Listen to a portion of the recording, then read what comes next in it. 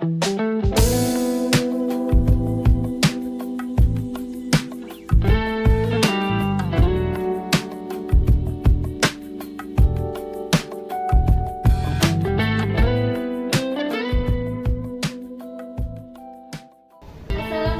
warahmatullahi wabarakatuh. Hai semuanya, kembali lagi di Ngopi Ngobrol Pintar bareng Agro Eko Teknologi.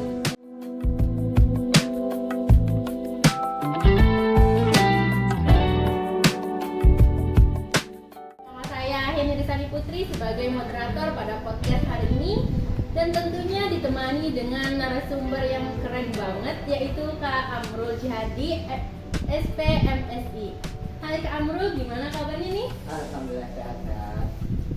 Nah, Kak Amrul ini merupakan lulusan Agroekoteknologi Universitas Mataram yang sekarang berprofesi sebagai salah satu dosen di Fakultas Pertanian Universitas Mataram.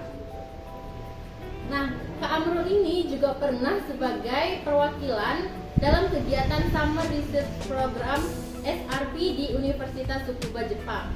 Wow, keren banget kan Kak Amrul nih?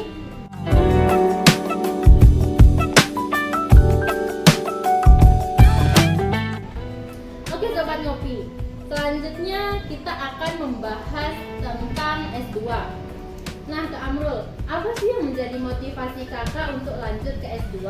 Dan mungkin ini bisa menjadi salah satu pertimbangan Sobat Ngopi yang berniat untuk lanjut ke S2. Silakan dijawab Kak. Oke, baiklah. Selamat sore juga bagi teman-teman yang menyaksikan. Yang pertama adalah bahwa sebenarnya motivasinya itu personal mungkin. Jadi masing-masing orang itu punya motivasinya sendiri ketika ingin melanjutkan misalkan kuliah seperti saya. Nah, kalau bagi saya pribadi itu yang pertama adalah karena di desa itu kan belum banyak orang yang melanjutkan studi ke jenjang yang lebih tinggi. Nah, ketika mereka nanti di desa itu sudah ada yang melanjutkan, maka yang selanjutnya itu akan punya motivasi juga untuk melanjutkan studi. Nah, yang kedua motivasi lainnya adalah karena apa yang kita pelajari sekarang, misalnya selama S1 itu kadang belum cukup dengan ilmu yang memang perlu kita pelajari. Nah, saya itu senang mempelajari sesuatu yang baru, jadi saya coba untuk melanjutkan studi agar mendapatkan pengetahuan baru yang lainnya. Mungkin itu beberapa motivasi.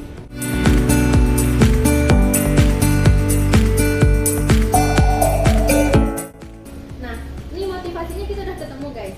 Untuk selanjutnya, apa sih yang harus kita persiapkan untuk masuk ke S2 ini Kak?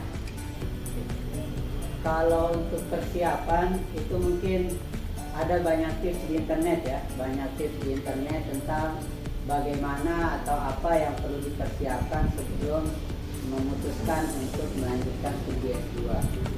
Nah, yang pertama adalah terutama yang menggunakan beasiswa ya. Kalau yang tidak beasiswa biasanya itu jalannya akan lebih mudah. Nah, untuk sobat-sobat yang kira-kira ingin melanjutkan S2 dengan beasiswa, yang pertama harus dimiliki adalah yang tadi di awal, motivasinya itu harus kuat dulu. Karena ada banyak hal-hal yang perlu kalian cari sebelum memutuskan untuk mendaftar beasiswa tersebut. Contohnya misalkan syarat-syaratnya itu kan ada banyak syarat-syarat yang perlu kalian persiapkan. Salah satunya misalkan bahasa Inggris. Bahasa Inggris itu merupakan syarat penting yang persiapannya itu tidak bisa sebentar kalau bahasa Inggris. Sehingga sebelum-sebelumnya kalian harus belajar dulu, mempersiapkan minimal standar bahasa Inggris yang dibutuhkan untuk daftar beasiswa tersebut. Itu yang pertama. Jadi syarat bahasa Inggris harus dipersiapkan dulu. Yang kedua adalah kalian harus rela untuk detail membaca persyaratan yang ada di websitenya ataupun yang dipersyaratkan oleh beasiswa tersebut. Nah, misalkan saya yang kebetulan dapat beasiswa LPDP ya. Nah, di beasiswa LPDP itu kan di situsnya itu sudah syaratnya sudah tertera dengan detail sekali, sehingga langkah pertama yang tadi adalah kalian harus cari syarat-syaratnya itu, pelajari dengan baik, lalu persiapkan jauh-jauh hari, karena tidak mungkin kalian bisa persiapkan dalam jangka waktu yang pendek untuk mendaftar beasiswa. Itu persiapannya. Kemudian yang selanjutnya adalah kalian harus rela berkorban dulu, baik itu waktu atau tenaga untuk mempersiapkannya jauh-jauh hari. Waktu misalkan waktu kalian awalnya misalkan kalian pakai kerja atau pakai main-main, kalian sisihkan waktu sehari itu untuk cari informasi beasiswa, apa yang bisa kalian daftar dari beasiswa tersebut, harus sisihkan. Uang misalkan, kalian juga harus rela di awal itu kan nanti ada tes macam-macam yang membutuhkan uang, jadi tidak kalian harus memikirkan itu juga. Misalkan kalian tidak punya uang, kumpulkan dulu dari awal agar mencukupi uangnya tersebut, baru kalian bisa melakukan tes-tes yang tadi. Nah, persiapannya itu yang paling penting menurut saya, sehingga kalau yang lainnya itu kalian bisa persiapkan dalam jangka waktu yang lumayan pendek. Tapi hal-hal yang tadi itu ya persiapannya harus sebelum-sebelumnya, sehingga ketika misalkan kalian daftar beasiswa, contohnya misalnya LPDP ya. Jadi di LPDP dulu kita ketika sosialisasi dikasih tahu bahwa LPDP itu kuotanya itu tidak ada. Artinya kalau LPDP mengatakan bahwa kita cocok untuk dapat beasiswa, pasti dapat. Tapi kalau reviewernya bilang tidak, ya tidak. Nah, itu yang jadi motivasi, sehingga kan kita tidak mikir kuota lagi. Yang penting kita persiapkan dengan baik apa saja yang dibutuhkan, maka itu bisa jadi persiapan terbaik kita. Nah, dengan begitu ketika daftar sudah siap, maka kemungkinan kita lolos beasiswa lalu bisa melanjutkan studi ke jenjang S2 itu lebih tinggi. Nah, Sobat Mufi, itu yang perlu dipersiapkan ya, terutama bahasa Inggrisnya. Mungkin Sobat Mufi bisa mempersiapkan bahasa Inggris dari sekarang melalui kursus atau yang lain sebagainya. Dan untuk biaya mungkin bisa dikumpulkan dari sekarang untuk biaya tes dan segala macamnya. Nah, untuk yang lulusan pertanian Kak, kira-kira apa aja sih beasiswa yang bisa didapatkan? Jadi yang pertama untuk jenis beasiswa itu kalian tergantung pilih beasiswa yang mana, yang di luar negeri atau dalam negeri, itu yang pertama. Nah, kalau kalian pilih luar negeri, jenis beasiswanya itu ada banyak sekali untuk jenjang S2, misalkan AAS ada yang di Australia, TAAD ada yang di Jerman, kemudian Max ya ada yang di Jepang, lalu ada beberapa negara lain itu pemerintahnya menyediakan beasiswa S2 untuk itu tadi, untuk kita masyarakat secara umum, secara internasional. Nah, kalau pilihannya dalam negeri ada beberapa juga beasiswa yang bisa diambil. Salah satunya adalah beasiswa LPDP ini. Nah, tapi sekarang itu sudah lebih banyak persaingannya, jadi perlu dipersiapkan dengan baik kalau ingin mendaftar di beasiswa LPDP. Nah, tetapi jangan khawatir kalau di dalam negeri itu juga ada, kan LPDP ini beasiswa sebelum kita masuk ke kampusnya. Nah, di kampus itu sendiri ada beasiswa lagi. Jadi beberapa kampus itu nanti ada banyak yang menyediakan beasiswa dari CSR ataupun dari lembaga-lembaga lainnya. Nah, sehingga kita mendaftar dulu di sana, lalu nanti cari beasiswanya belakangan juga bisa untuk S2 di dalam negeri. Itu mungkin yang ini ya, karena kampus besar itu punya banyak mekanisme untuk misalkan kampus yang 10 terbesar yang terbaik di Indonesia, misalkan mereka sudah matang mekanisme untuk beasiswa dan lain sebagainya. Salah satunya misalkan teman saya ada yang double degree, jadi di IPB itu kan ada beasiswa double degree, jadi 1 tahun di IPB, 1 tahun di Jepang. Nah, itu pun beasiswa, tapi di awal dia daftar dengan biaya sendiri untuk masuk di IPB. Nanti setelah masuk di sana baru seleksi untuk beasiswa atau beasiswa. Jadi untuk beasiswa itu ada yang pas kita udah masuk di kampusnya dan ada yang sebelumnya. Jadi Sobat Ngopi nggak perlu khawatir, walaupun masuknya itu dengan biaya, tapi bisa mendaftar ketika udah masuk di kampus tersebut. Gitu ya.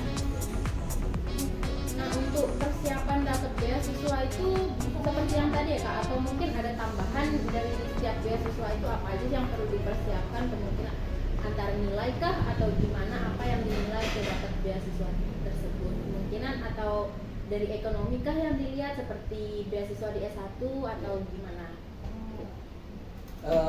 Yang pertama karena saya awal di LPDP ya, jadi saya paling tidak tahu apa yang dibutuhkan di LPDP, itu mungkin yang akan saya jelaskan. Jadi di LPDP itu ada banyak kategori beasiswanya. Ada yang kategori reguler, itu untuk pendaftar yang umum, tapi syaratnya lebih ketat lagi kalau yang reguler. Syarat-syaratnya misalkan untuk bahasa Inggris dalam negeri itu lebih tinggi, misalkan 500 untuk TOEFL kalau tidak salah. Luar negeri itu harus pakai IELTS kalau yang reguler. S2 sama S3 itu beda-beda kan nanti syaratnya. Itu yang pertama yang reguler. Kemudian yang kedua ada yang targeted, artinya khusus untuk target tertentu, misalkan PNS ataupun PTUD atau perguruan tinggi unggulan dunia. Jadi ada khusus untuk kita lewat daftar lewat jalur tersebut. Lalu ada yang lewat afirmasi. Jadi afirmasi itu maksudnya adalah kita mendaftar beberapa kategori. Yang pertama ada disabilitas, misalkan kita punya kekurangan, ada jalurnya. Ada yang daerah tertinggal. Nah untuk di NTB sendiri yang saat ini yang termasuk daerah tertinggal hanya di KLU kalau tidak salah, Lombok Utara. Jadi itu yang bisa daftar di sana. Kemudian ada juga yang prasejahtera, artinya yang memiliki kartu bantuan PKH dan lain sebagainya, itu ada jalurnya sendiri. Dan untuk yang afirmasi itu syaratnya lebih rendah, syarat misalkan TOEFL ataupun IELTS-nya lebih rendah dibandingkan dengan yang lain-lainnya itu tadi. Nah sehingga pertama kali kalian persiapkan juga adalah kalian harus tahu kelemahan sama kekurangan kalian, kelemahan sama kelebihan kalian. Pentingnya itu di sini. Saya misalkan ya, ketika kuliah itu tidak termasuk ke dalam organisasi apapun di kampus. Misalkan beberapa kan ada banyak organisasi di kampus. Nah, saya itu tidak termasuk di sana. Sehingga informasi dan lain sebagainya itu kan tidak, informasi beasiswa dan lain sebagainya itu tidak saya dapatkan, tidak mudah saya dapatkan. Nah, sehingga karena saya tahu kekurangan saya tadi tidak ikut organisasi misalkan, saya yang cari sendiri informasi dan lain sebagainya. Sehingga kalau kita ikut organisasi itu kan teman kita banyak, kemudian informasi lebih cepat kita dapatkan dan lain sebagainya. Nah karena kelemahan saya itu, saya tahu kelemahan saya, jadi saya berusaha untuk menutupi itu dengan mencari sendiri dan lain sebagainya. Kemudian kalau kita tahu kelebihannya kita, maka tadi misalkan kita di pertanian, kelebihannya kita misalkan di bidang tertentu, maka kita fokuskan ke sana karena kita tahu kelebihan kita di sana. Itu penting juga persiapannya. Selain persiapan administrasi tadi yang di awal, kita juga perlu untuk mempersiapkan yang tadi, tahu kelemahan sama kelebihannya kita, karena nanti juga biasanya di wawancara itu akan ditanyakan juga apa kelemahannya kita, apa kelebihannya kita. Karena kalau sudah tahu itu kan kita bisa atur langkah kita. Kita kurangnya di sini bisa diperbaiki, kita lebihnya di sini kita bisa. Nah, Sobat Ngopi, itu yang perlu dipersiapkan untuk mendapatkan beasiswa S2 ya.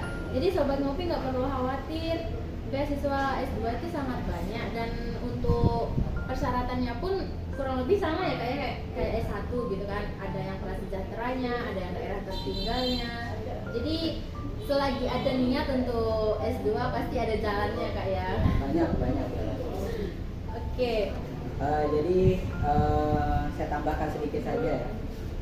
Jadi di beberapa kampus itu kan ada beberapa program kerjasama dengan kampus luar negeri, sehingga itu paling tidak bisa menjadi salah satu batu loncatan kalian untuk pertama lebih termotivasi untuk melanjutkan studi, atau yang kedua bisa mencari koneksi dengan kampus di luar negeri, sehingga misalkan kalian ingin melanjutkan studi itu kalian bisa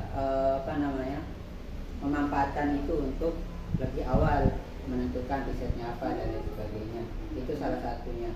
Nah, sehingga kalian harus memanfaatkan hal tersebut. Misalkan sekarang juga ada program ISMA, ya, program pertukaran pekerja yang International Mobility Award tersebut. Nah, itu kalian bisa manfaatkan karena itu kan bisa ada yang semester 4, semester 6 itu sudah bisa daftar. Kalau lolos itu kan bisa lebih tinggi peluang kalian untuk mendaftar S2. Itu bisa dijadikan karena kalian sudah ikut, jadi penanya atau reviewer itu akan lebih mudah untuk oh ini cocok untuk dapat beasiswa. Nah, bisa seperti ini. Kebetulan di kampus di Universitas Mataram ya, ada pertukaran mahasiswa seperti itu. Jadi itu bisa dimanfaatkan ya Bisa. untuk mendapatkan beasiswa ke S2-nya. Ya. Ada pertanyaan dari Sobat Ngopi yang hadir di lokasi. Ya. Oh, ada nggak double degree S2 tapi ini apa ya? Double degree S2 tapi jalur beasiswa alias gratis bersyarat. Oke. Yang pertama, untuk double degree itu biasanya hanya ada di kampus-kampus yang sudah bekerja sama dengan kampus luar negeri. Artinya mereka sudah membuat MOU untuk melaksanakan kegiatan tersebut. Nah, sehingga dosen yang ada di kampus tersebut, di misalkan home university di Indonesia, itu sudah punya riset bersama dengan universitas yang ada di luar negeri. Nah, biasanya seperti itu yang untuk yang double degree. Saya contohkan yang di IPB tadi. Di IPB itu sudah ada banyak kampus yang bekerja sama dengan misalkan yang Jepang. Itu ada Hokkaido, kemudian Tsukuba, ada Kochi University, ada beberapa universitas. Nah, mereka itu misalkan di pertanian ya, salah satu contohnya, itu mereka ada kerjasama lab antar universitas tersebut. Nah, sehingga ketika seperti tadi untuk program double degree itu hanya ada untuk beberapa program studi yang ada di kampus tersebut yang sudah menjalin kerjasama tadi. Nah, salah satu contohnya yang tadi adalah kakak tingkat kalian alumni ini juga agroteknologi juga itu double degree IPB dan Kochi University. Nah, jadi 1 tahun penelitiannya di IPB, mempersiapkan bahan dan lain sebagainya. Nanti apa yang didapat di IPB itu dibawa ke Jepang. Nanti di Jepang juga sama, teliti di sana. Dan dosen yang ada di IPB dan di Jepang itu sudah kerjasama duluan untuk kegiatan tersebut. Nah, itu salah satu double degree ya. Jadi itu biasanya ada di kampus yang sudah banyak kerjasama dengan kampus di luar negeri. Sudah ada MOU-nya. Ada apa beasiswa? Nah, itu ya jawabannya. Salah satu contohnya itu ada di IPB. IPB sudah bekerja sama dengan kampus-kampus luar negeri yang contohnya itu kayak di Universitas Tsukuba Jepang. Oh, ada pertanyaan lagi? Oh, ini pertanyaannya, apa aja jurusan S2 yang cocok untuk lulusan agroekoteknologi beserta peluang kerjanya? Yang pertama untuk ini ya, jurusan apa aja yang cocok. Saya kira jurusan yang cocok itu tergantung dari masing-masing dari kita ya, yang akan melanjutkan studi. Tujuannya itu apa? Pertama, kalau tujuannya adalah linear untuk pertanian, jadi semua di bidang pertanian kan agroekoteknologi itu kan ada 5 peminatan.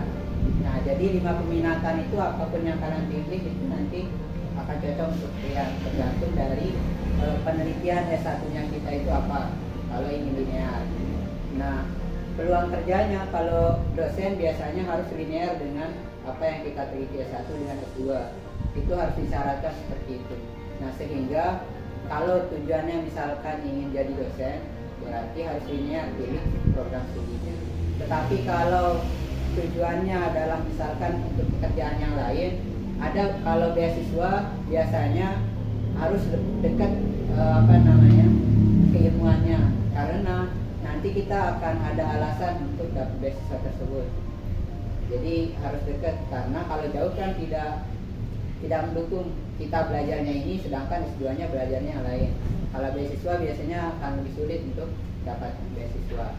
Peluang kerja kalau di NTB sendiri itu untuk lulusan S2 saya kira yang paling potensial itu dosen yang paling potensial. Kalau untuk target kerjanya di NTB, karena pertama untuk perusahaan itu kan belum banyak di NTB. Beberapa, tidak banyak perusahaan yang ada. Kemudian terbatas juga perusahaan yang ada di NTB ini karena masih berkembang. Tetapi kalau kalian niatnya misalkan kerja di luar, itu sangat banyak sekali yang bisa kalian lakukan. Misalkan ya di bidang pertanian contohnya, saya pernah ditawari untuk kerja di PT Sinarmas, di Sinarmas yang ada di Medan. Itu sempat ikut wawancara tapi tidak lulus di sana. Ada di sana. Kedua, bisa di perkebunan kelapa sawit ada.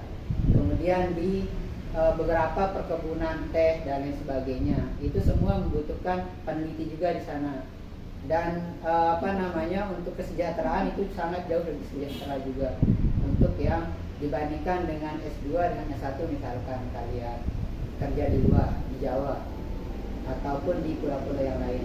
Intinya adalah yang pertama, kalau misalkan tujuan kalian kerja S2 itu untuk kerja, lebih baik melanjutkan S2 di kampus yang besar, karena nanti kalian akan banyak temukan teman-teman di sana yang satu jurusan. Nanti itu akan informasi dan lain sebagainya itu akan mengikut dengan sendirinya, akan banyak informasi pekerjaan.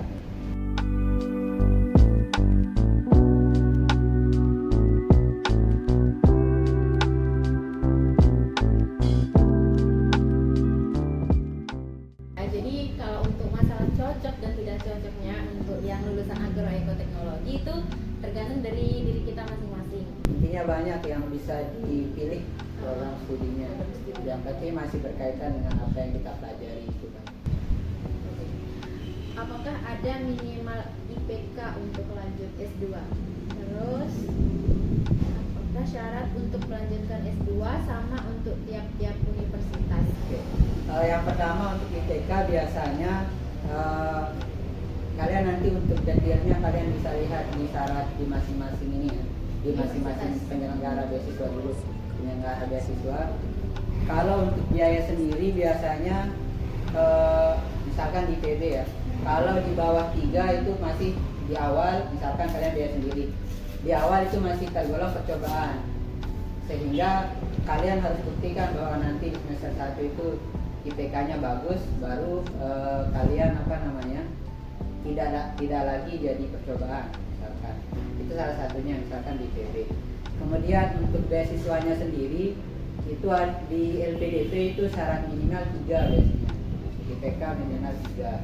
Tapi untuk daerah tertentu misalkan yang tadi ya, saya lupa detailnya, untuk daerah afirmasi itu ada keringanan, beberapa keringanan kalau tidak salah. Kecuali afirmasi ya, kalau dulu ada afirmasi alumni bidik misi, kalau itu syarat minimalnya 3,75. Itu dulu. Terus sekarang sepertinya tidak ada syaratnya, karena kan itu tujuannya adalah yang terseleksi saja yang bisa daftar lewat jalur sana. Jadi tergantung kalian daftarnya lewat jalur apa, misalkan kalau dari LPDP. Paling aman-amannya lah 3 lah amannya. Aman. Apakah syarat untuk melanjutkan S2 sama untuk tiap-tiap universitas? Oke. Untuk tiap universitas biasanya berbeda ya, berbeda untuk syaratnya. Contohnya misalkan di IPB itu syarat untuk nilai TOEFL itu adalah 450 untuk TOEFL-nya.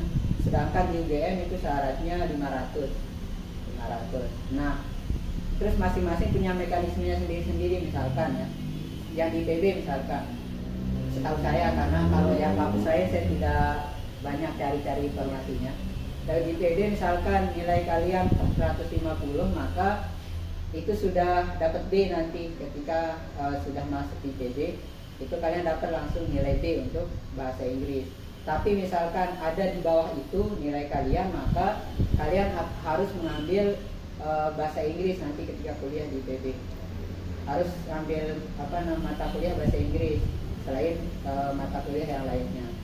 Nah, sehingga KWPB itu tidak mensyaratkan harus 450 baru diterima, tidak, tetapi nanti bisa diperbaiki ketika Kalau kurang ya, kalau kurang. Dan kalau dulu IPB misalkan kita hanya kirim berkas, langsung kirim berkas, nanti mereka mereview berkasnya kita, baru dinyatakan lolos atau tidak. Nah, tapi kalau di kampus lain misalkan di BM harus ada tes TPA-nya dulu. Nah, sehingga nanti kalau tidak salah harus ke sana dulu, baru tes dulu, baru nanti dinyatakan lulus atau tidak. Jadi kalian cari saja di masing-masing kampus itu syaratnya apa saja, karena pasti berbeda antar masing-masing. Nah, sobat ngopi, jangan malas share informasi ya, soalnya informasi setiap kampus itu berbeda-beda. Nah, untuk tadi juga nih ada pertanyaan, apakah di semua jurusan untuk S1 bersyaratkan TOEFL dan berapa skor yang harus dicapai kalau ada persyaratan TOEFL-nya? Nah, tadi kan udah disebutkan nih sama Kak Amrul, kalau di IPB itu 450, di UGM itu 500. Nah, tapi untuk TOEFL ini apakah di semua kampus atau gimana? Biasanya kalau S2 di semua kampus. Ya. Karena itu penting untuk kita ini ya, ketika masuknya itu sangat penting. Pertama, karena ketika S2 literatur yang akan kalian pelajari itu sebagian besar itu bahasa Inggris semua, sehingga kalau bahasa Inggris kita bagus di awal itu kan akan mendukung sekali untuk kita seperti tadi melaksanakan review jurnal dan lain sebagainya. Itu kan jurnalnya bahasa Inggris sebagian besar, sehingga kalau nilai TOEFL kita bagus, diharapkan itu kan akan membantu kita selama studi S2. Biasanya seperti itu. Nah, itu ya teman-teman semuanya. Jadi di semua kampus itu biasanya ada tes TOEFL-nya, tapi untuk skor yang dicapai itu tiap kampus beda-beda ya. Intinya sobat ngopi ini nggak boleh malas mencari informasi jika ada niatan untuk lanjut S2. Ada pertanyaan lagi nih Kak. Gimana tips masuk dengan beasiswa di IPB dan apa sih yang cocok buat anak horti lapangan? Hortikultura. Iya. Oke. Tips beasiswa secara umum mungkin yang tadi ya. Pertama, kalau kalian tidak bisa melanjutkan S2 tanpa biaya sendiri, harus cari beasiswa. Itu yang pertama, harus cari beasiswa. Salah satunya adalah LPDP. Nah, sehingga syarat-syaratnya nanti kalian bisa langsung cari detail di websitenya, itu sudah lengkap sekali di sana. Kalian termasuk kategori yang mana yang bisa kalian daftar di beberapa jalur LPDP, itu nanti kalian bisa lengkap dari di sana. Itu beasiswa yang ketika kalian sebelum masuk IPB misalkan. Ada juga beasiswa yang ketika kalian sudah masuk di IPB, seperti tadi ya. Yang sudah masuk di IPB itu ada nanti beasiswa bank, beberapa bank, itu nanti kalian bisa dapat di sana. Atau beasiswa double degree tadi, karena sudah ada kerjasama antara IPB dengan kampus yang di luar. Itu berapa beasiswa setelah kita masuk ke kampus tersebut gitu. Misalkan yang tadi yang bertanya anak hortikultura, nah di sana itu ada departemen khusus untuk agronomi dan hortikultura. Kalian bisa langsung daftar di program studi tersebut. Ada beberapa program studinya. Nanti di agronomi dan hortikultura, misalkan yang anak pemulihan itu juga bisa masuk ke sana. Di Fakultas Pertanian, kemudian Departemen Agronomi dan Hortikultura. Nah, kalian bisa cari-cari informasi, misalkan ya, ada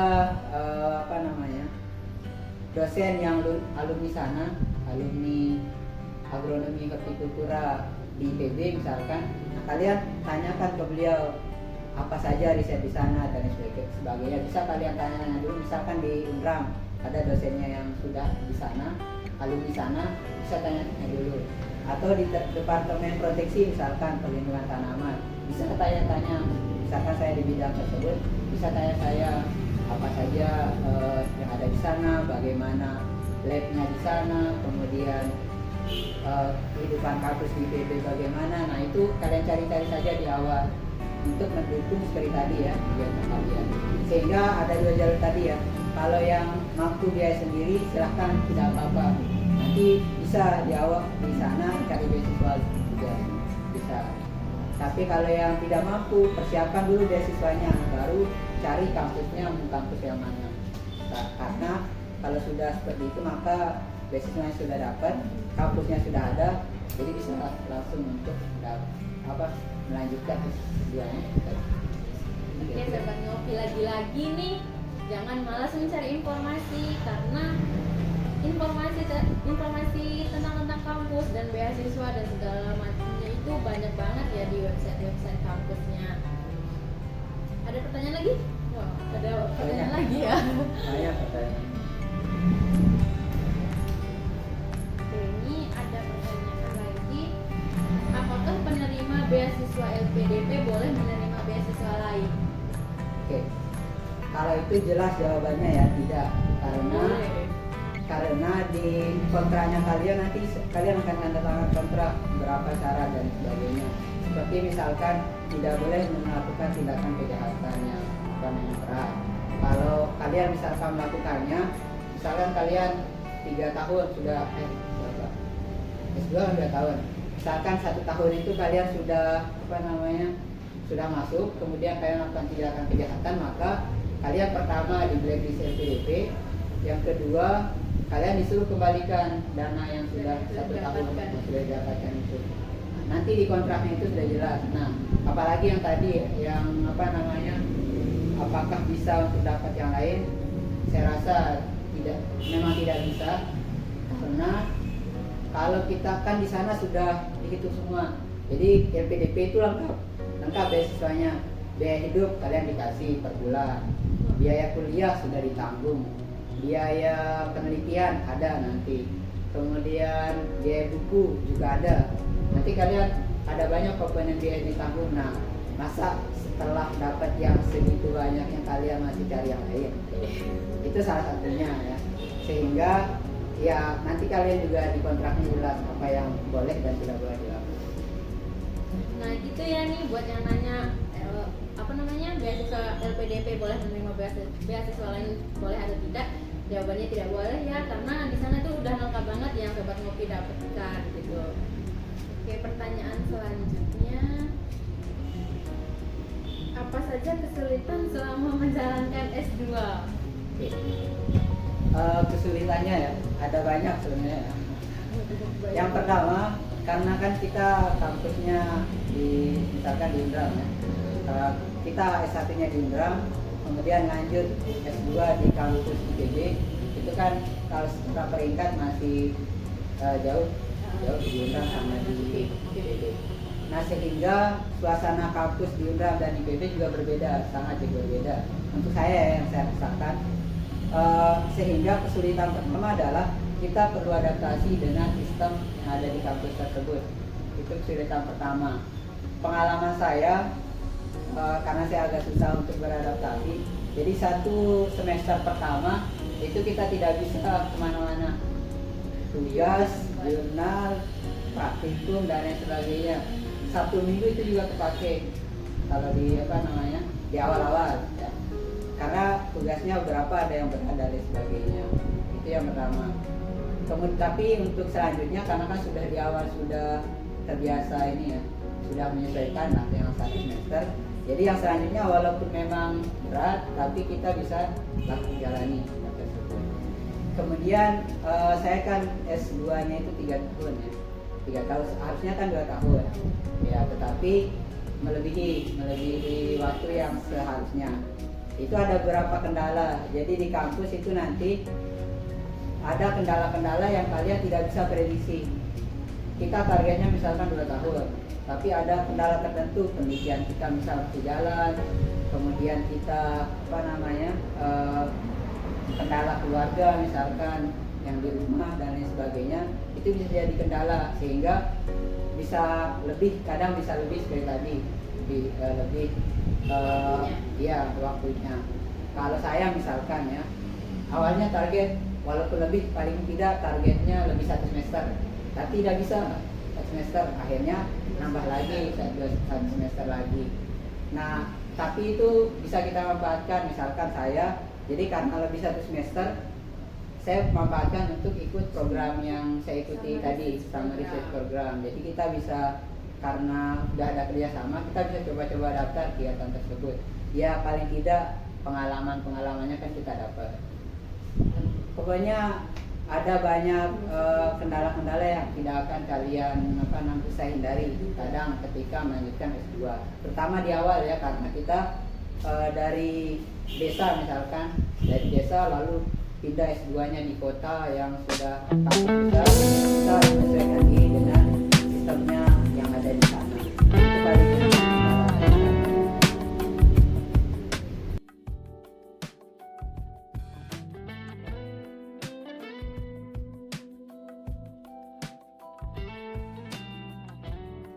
Nah gitu ya sobat ngopi. Jadi dari NTB ini misal keluar, jadi perlu adaptasi yang maksimal lah. Ini ada satu lagi, untuk lolos scholarship S2 luar selain dari skor IELTS, apakah ada spesifikasi kualifikasi yang bisa kita kejar sebelum mengapply supaya kita bisa mempersiapkannya dari awal, Kak? Oke. Jadi yang pertama untuk beasiswa luar negeri itu kan bahasa Inggris memang harus ya, yang tadi ya, IELTS, skor IELTS-nya itu harus standar lah. Kemudian TOEFL-nya juga harus lumayan. Nah selain yang itu, kalian misalkan itu sudah pas, IELTS-nya sudah standar, TOEFL-nya sudah bagus misalkan, atau TOEFL sudah bagus, maka kalian, faktor pendukung lainnya adalah kalian kenal salah satu profesor di sana. Salah satu misalkan kita di bidang pertanian, kenal salah satu peneliti bidang pertanian yang ada di di kampus tersebut yang ingin kita tuju. Ketika kita sudah kenal, maka untuk dapat beasiswa itu kita bisa ada bargaining position untuk dapat beasiswa. Artinya kan kita, misalkan ini, kita kan sudah jelas jadinya yang akan kita lakukan di sana. Jadi ketika wawancara kita bisa sampaikan bahwa saya sudah komunikasi dengan profesor ini, sehingga rencananya saya akan melakukan penelitian tentang ini dan sebagainya. Nah, itu akan menjadi poin penting untuk dalam wawancara satu beasiswa. Itu yang pertama selain yang tadi. Atau kalian juga bisa, yang kedua adalah cari awardee yang sedang studi di sana, di tempat yang kalian tuju, misalkan Australia atau di Jepang atau di Inggris. Nah, kalau kalian ada kenalan di sana yang sudah memang sedang studi di sana, cari informasi sebanyak mungkin tentang studi di sana, karena kan di luar negeri sama dalam negeri itu kan jauh berbeda. Kalian bisa persiapan sebelum-sebelumnya, misalkan bagaimana hidup di sana, kemudian apa saja yang bisa dilakukan di sana, yang tidak bisa dilakukan. Nah, itu saja mungkin yang perlu dipikirkan sebelumnya, selain memikirkan tentang bahasa Inggris tadi, agar kita bisa ketika wawancara itu kita punya nilai lebih, sehingga pewawancara beasiswa itu bisa mempertimbangkan kita untuk dapat beasiswanya. Nah, jadi intinya itu mencari informasi lebih sebelum masuk ke kampus tersebut. Ada pertanyaan lagi? Oke, karena pertanyaannya sudah tidak ada dan waktu kita bisa dikatakan sudah habis. Terima kasih untuk Kak Amrul yang telah berkesempatan hadir sebagai narasumber kita pada podcast kali ini, dan tentunya untuk Sobat Ngopi yang telah menemani dari awal sampai akhir. Sekian untuk podcast kita pada hari ini. Untuk kritik dan sarannya bisa langsung di